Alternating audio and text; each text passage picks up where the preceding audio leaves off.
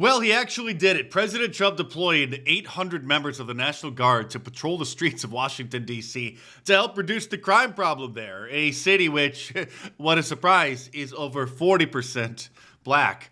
This in the wake of the infamous Doge employee who went by the nickname Big Balls being viciously assaulted on the streets by, well, of course, a gang of black teens. And so, of course, Democrats, especially a certain demographic of them, are very upset about this. But first, subscribe to my channel if you're new here, because obviously you're not going to get politically incorrect and honest commentary like this anywhere else. I think it's really important to be clear about what is going on here, and a relatively small crime problem. Relatively small. There have only been 100 murders in Washington, D.C., our nation's capital, so far this year. Just one every other day. Is being used for specific authoritarian purposes that we know and understand. So let's... Authoritarianism now. When I go to D.C., I'm not afraid of losing my wallet so much as I'm afraid of losing my vote.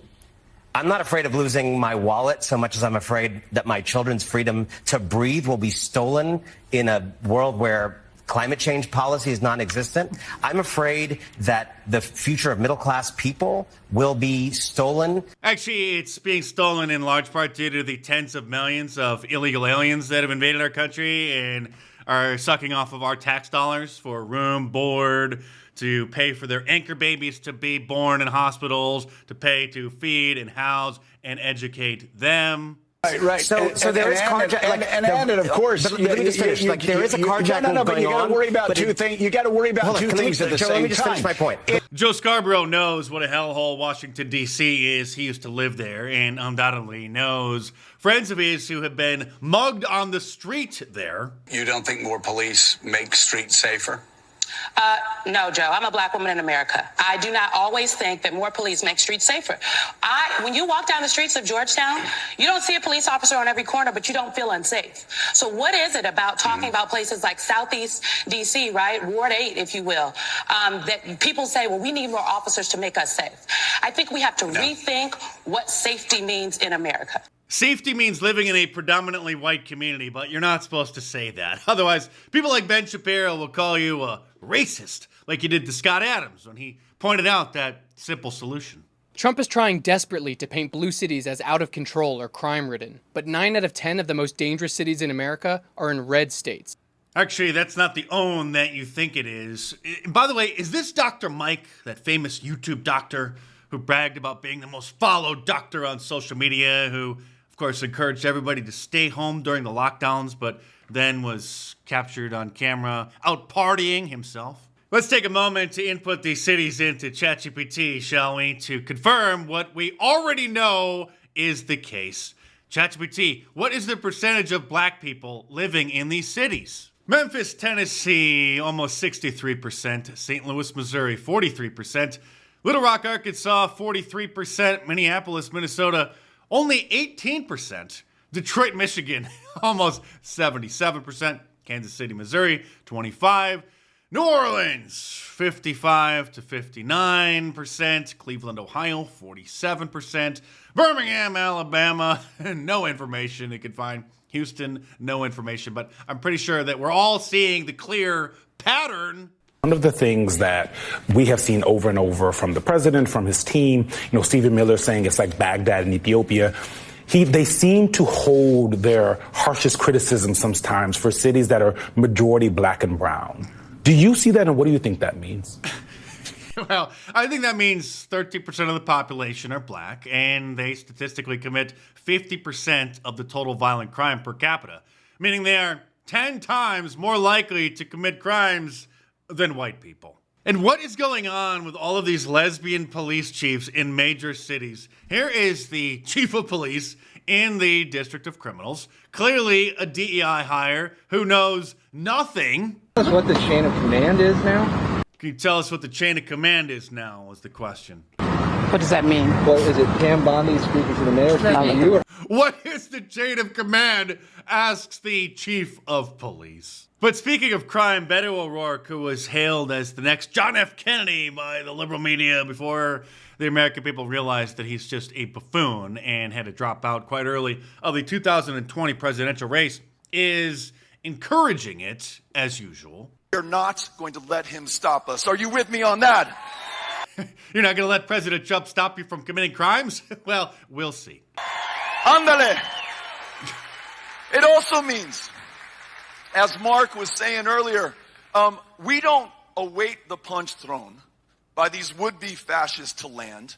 We punch first, and we punch harder. We want California and New Jersey and Illinois and Maryland and every other state where the Democrats hold the governor's mansion, the assembly, and the state senate to redraw their congressional districts now, not wait for Texas to move first, to maximize Democratic Party advantage.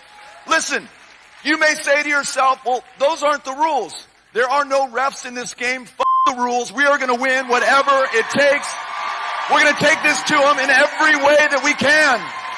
And that wasn't just something he came up with off the top of his head in the heat of the moment. These are his new talking points. We are in a basketball game right now, if you'll excuse the metaphor, where the refs have left the arena. Because the Supreme Court ruled that those district judges can no longer stop President Trump from issuing his executive orders. And the other side is just clobbering the out of us, just punching us in the face, kicking us in the nuts. And we're kind of throwing our hands up and we're asking the crowd, the people of America, hey, do you see what's going on here? This is unfair. It's unfair. President Trump is closing the borders and putting an end to DEI and putting troops on the street in order to reduce crime. This isn't the rules that we agreed to play by. Well, who cares about the rules right now? Punch back, kick back, dunk over their heads, and win some power. And I didn't think it was possible, but many celebrities have come down with stage 5 Trump derangement syndrome, including Jimmy Kimmel, who recently made this announcement. A lot of people I know are thinking about where they can get citizenship and I stuff. do have Italian. I did get Italian citizenship. You do? To escape President Trump's fascism. Oh, that's amazing. Yeah, I do have that. He has that, I think, because like his grandparents are Italian, from Italy, and so then you can pretty easily get your citizenship that way. And what's going on is as bad as you thought it was going to be. Way worse. It's so much worse. It's just unbelievable. But no one is taking President Trump's second term harder than Rosie O'Donnell, who, to her credit, actually did flee the country and move to Ireland, only to continue to watch cable news 24/7 and then issue warnings on social media like this. Black out the system. Black out the system. Imagine fleeing the country and moving halfway around the world to get away from something, only to pay attention to it 24/7 and then go on local television shows to talk about it. It's worse every day. I feel like we're in a dystopian nightmare and no one is doing anything about it. Obviously, that infamous moment during the first Republican presidential debate 10 years ago now, back in August of 2015, has scarred her for life. I'm Mark Dice. Thanks for watching. Subscribe to my channel if you're new here. And if you enjoy watching my videos and you want to get a great shirt, head on over to markdice.com and order the new Alligator Alcatraz shirt. The Sorry No Vacancy, Deport them all shirt. The War is a Racket shirt. Already my awesome designs. All available in a t-shirt, long sleeve, and a hoodie. And now tank tops and women's cuts as well. So head on over to markdice.com or click the link in the description below and check them out.